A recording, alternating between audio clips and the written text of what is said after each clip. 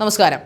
നമ്മൾ മലയാളികൾ ശരീര സൗന്ദര്യത്തിനായിട്ടും ഹെയർ കളർ ചെയ്യുന്നതിനും ഹെയർ വെച്ച് പിടിപ്പിക്കുന്നതിനും വയർ കുറയ്ക്കുന്നതിനൊക്കെയായിട്ട് ഒരുപാട് കോസ്മെറ്റിക് സർജൻസിൻ്റെ ഇടയ്ക്കിലും കോസ്മെറ്റിക് സർജറിയൊക്കെ ചെയ്യാൻ വില്ലിങ് ആവും. എന്നാൽ സ്വന്തം ശരീരമാണെന്നോ അതിന് എത്രമാത്രം ആധികാരികതയുണ്ടെന്നോ ഡോക്ടർമാരെ നല്ലതാണെന്നോ ക്വാളിറ്റി ഉണ്ടെന്നോ പോലും അന്വേഷിക്കാതെ ഡിസ്കൗണ്ട് എന്ന് പറഞ്ഞാൽ എവിടേക്കും, അതിപ്പോൾ പണ്ട് വസ്ത്രങ്ങൾക്കും ചെരുപ്പുകൾക്കും മറ്റ് സാധനങ്ങൾക്കുമാണ് ഡിസ്കൗണ്ടിന് വേണ്ടി മലയാളികൾ പരക്കം മാഞ്ഞിരുന്നെങ്കിൽ ഇന്ന് കോസ്മെറ്റിക് കാര്യങ്ങൾക്ക് വേണ്ടി ഡിസ്കൗണ്ട് ഉണ്ടെന്ന് കേട്ടാൽ ഇപ്പോൾ ഹെയർ ട്രാൻസ്പ്ലാന്റിന് ഒറിജിനൽ ചെയ്യാൻ 2 ലക്ഷം ആണെങ്കിൽ ചില ഉടായ്പ ക്ലിനിക്കുകൾ പറയും 50,000 രൂപയ്ക്ക് അല്ലെങ്കിൽ 55,599 രൂപയ്ക്ക് ചെയ്തു തരാമെന്ന് പറഞ്ഞാൽ നമ്മൾ അങ്ങോട്ട് ഓടും. എങ്കിൽ ഇത് നമ്മുടെ തലയാണ്, ഇതൊക്കെ എത്രമാത്രം ആധികാരികതയുണ്ട്, ഇത് എത്രമാത്രം ഡേഞ്ചറസ് ആണ്, ഇതെല്ലാം ഈ ശസ്ത്രക്രിയ എന്ന് പറയുമ്പോൾ മലയാളികൾക്ക് പേടിയില്ലേ? സ്വന്തം ശരീരത്തിലല്ലേ ഇതെല്ലാം കുത്തിവെക്കുന്നത്.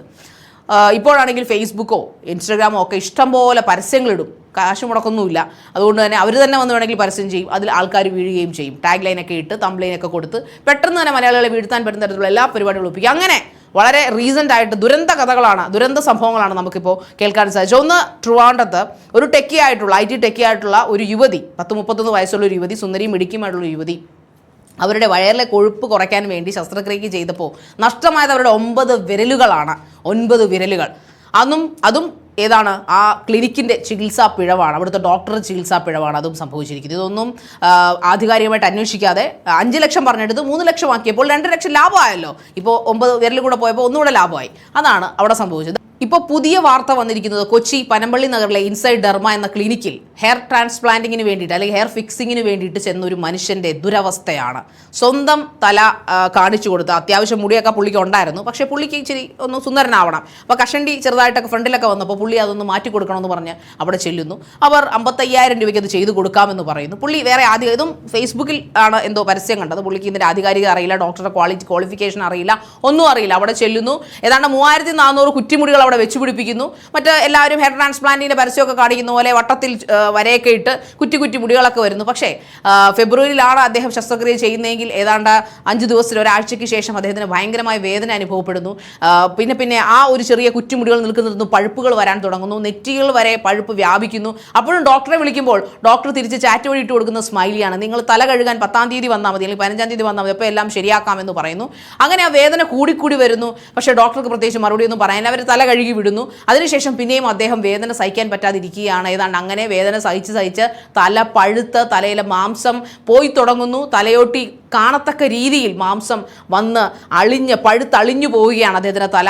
വേദന കൊണ്ട് ആ മനുഷ്യൻ 85 ദിവസത്തോളം ഉടങ്ങി. അങ്ങനെ അദ്ദേഹം ലൂർദ് ഹോസ്പിറ്റലിൽ ചികിത്സയ്ക്ക് ചെല്ലുമ്പോൾ പറയുന്നത് ബാക്ടീരിയ, ശസ്ത്രക്രിയ പിഴവ് കൊണ്ട് തലച്ചോറ് കാർന്നു തിന്നുന്ന ബാക്ടീരിയയാണ് ഈ ശസ്ത്രക്രിയയിലൂടെ അദ്ദേഹത്തിന് ലഭിച്ചതെന്ന് പറയുന്നു. അങ്ങനെ ആ മനുഷ്യൻ്റെ കരയുന്നൊരു വീഡിയോ ഒരു പ്രമുഖ സാറ്റലൈറ്റ് ചാനലുകാർ ഇൻ്റർവ്യൂ സഹിതം വിടുകയും അങ്ങനെയാണ് ഈ വാർത്ത പുറംലോകം അറിയുകയും ചെയ്യുന്നത്. അദ്ദേഹം പൊട്ടിക്കരയുന്ന കാഴ്ച കണ്ടാൽ ആരുടെയും ഹൃദയം ഒന്ന് ഭേദകമായി പോകും. കാരണം വേറൊന്നുമല്ല, ഞാൻ ഏറ്റവും നല്ല രീതിയിൽ ഏറ്റവും നല്ല ജീവിത സാഹചര്യങ്ങളിൽ ജീവിച്ചു വന്നൊരു വ്യക്തിയാണ്. പക്ഷേ ഇന്ന് ഞാൻ 85 ദിവസമായി ഒന്ന് ഉറങ്ങിയിട്ടെന്ന് പറഞ്ഞ് കൊച്ചു കുഞ്ഞുങ്ങളെ പോലെ ഏങ്ങലടിച്ച് കരയുകയാണ്. അതുമാത്രമല്ല, എപ്പോഴും ഈ ടിഷ്യൂസുകൾ എപ്പോഴും ഉണ്ടായിക്കൊണ്ടിരിക്കുകയും അലിഞ്ഞു പോവുകയും ചെയ്യുന്നതുകൊണ്ട് ഒരു പെട്ടി പോലത്തെ ഒരു സാധനം അദ്ദേഹത്തിൻ്റെ ദേഹത്തോട് ഘടിപ്പിച്ചിട്ടുണ്ട്. ഈ പെട്ടിയുമായിട്ട് വേണം അദ്ദേഹം ബാത്റൂമിലും എവിടെ ഇരിക്കുന്നതും കിടക്കുന്നതും ഒക്കെ ഇതുമായിട്ടാണ്. കഴിഞ്ഞ 85 ദിവസമായിട്ടാണ് അദ്ദേഹം ഇത് അനുഭവിച്ചു കൊണ്ടിരിക്കുന്നത്. ലൂർദ് ഹോസ്പിറ്റലിൽ നിന്ന് 13 ശസ്ത്രക്രിയകളാണ് പ്ലാസ്റ്റിക് സർജൻ ചെയ്ത് മാറ്റി ഇപ്പോൾ അദ്ദേഹത്തിൻ്റെ തല ഒരുവിധം നീറ്റാക്കി വെച്ചിരിക്കുന്നത്. അദ്ദേഹം കരയാൻ കാര്യം, ഈ അടുത്ത ശസ്ത്രക്രിയയ്ക്ക് ഇനിയും ശസ്ത്രക്രിയകളുണ്ട്. അദ്ദേഹത്തിൻ്റെ കാലിലെ മാംസം എടുത്തു വെച്ചിട്ടാണ് തലയോട്ടിയിൽ പിടിപ്പിക്കുന്നത്, തലയിൽ പിടിപ്പിച്ചുകൊണ്ടിരിക്കുന്നത് ഇപ്പോൾ. അപ്പോൾ അതും പത്രക്കാരോട് അദ്ദേഹം കാണിക്കുന്നുണ്ട്. അപ്പോൾ തല കഴുകാൻ വേണ്ടി അദ്ദേഹം ബാൻഡേജ് അടിച്ചപ്പോൾ അതായത് ഒരു ഗർത്തമാണ് എനിക്ക് കാണാൻ സാധിച്ചത്. തകർന്നു പോയി എന്നാണ് ആ മനുഷ്യൻ. തീർച്ചയായിട്ടും ആരും തകർന്നു പോകും. സൗന്ദര്യ സംരക്ഷണത്തിനായിട്ട് ഉള്ള മുടിയിൽ ട്രാൻസ്പ്ലാന്റ് ചെയ്യാൻ ശ്രമിച്ചതാണ് അദ്ദേഹത്തിന് പറ്റിയ അബദ്ധം എന്ന് ചോദിച്ചാൽ ഇപ്പോഴും ആ ഇൻസൈറ്റ് ഡെർമ ക്ലിനിക്ക് പറയുന്നത് ഇത് അദ്ദേഹത്തിൻ്റെ കുഴപ്പമാണ്. അദ്ദേഹം ഷുഗർ പേഷ്യൻ്റ് ആയിരുന്നു, പക്ഷെ അവർ ആ ക്ലിനിക്ക് ഇപ്പോൾ അടച്ചിട്ടിരിക്കുകയാണ് അവിടുത്തെ ഡോക്ടർ. അപ്പോൾ പത്രപ്രവർത്തകർ ചോദിച്ചു, ആ ഡോക്ടറുടെ ക്വാളിഫിക്കേഷൻ എന്താണ്, അതിനുള്ള ആരാണ് അധികാരം കൊടുത്തിരിക്കുന്നത്? അതിന് മറുപടിയില്ല.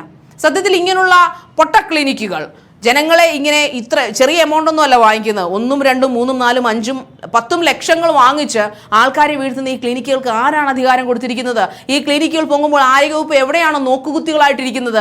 ഇതിൻ്റെ ഒന്നും അടിസ്ഥാനം, ഇതിൻ്റെയൊക്കെ ഒരു നിസ്സാരം ഒരു ചെറിയ കട ഉണ്ടാക്കാൻ തന്നെ എന്തെല്ലാം നൂലാമലകൾ കഴിഞ്ഞിട്ടാണ് ഒരു സാധാരണക്കാരൻ അതിലേക്ക് എത്തിച്ചേരുന്നത്. അവൻ്റെ കടയൊന്ന് തുറക്കാൻ പറ്റുന്ന ആ നാട്ടിൽ വലിയ ക്ലിനിക്കുകൾ വിത്ത് AC, വിത്ത് അടിപൊളി പരസ്യങ്ങൾ, അടിപൊളി ബോർഡുകളായിട്ട് വെക്കുന്ന പടച്ചാക്കുകളുടെ ഇത്തരം ക്ലിനിക്കുകൾ എന്തുകൊണ്ട് അന്വേഷണ വിധേയമാകുന്നില്ല? എന്തുകൊണ്ടാണ് ആരോഗ്യ വകുപ്പും മന്ത്രിയും നമ്മുടെ മന്ത്രിയും ഒന്നും നമ്മുടെ തൊഴിലാളി മന്ത്രിയും ഒന്നും ഇതൊന്നും അന്വേഷിക്കാത്തത്?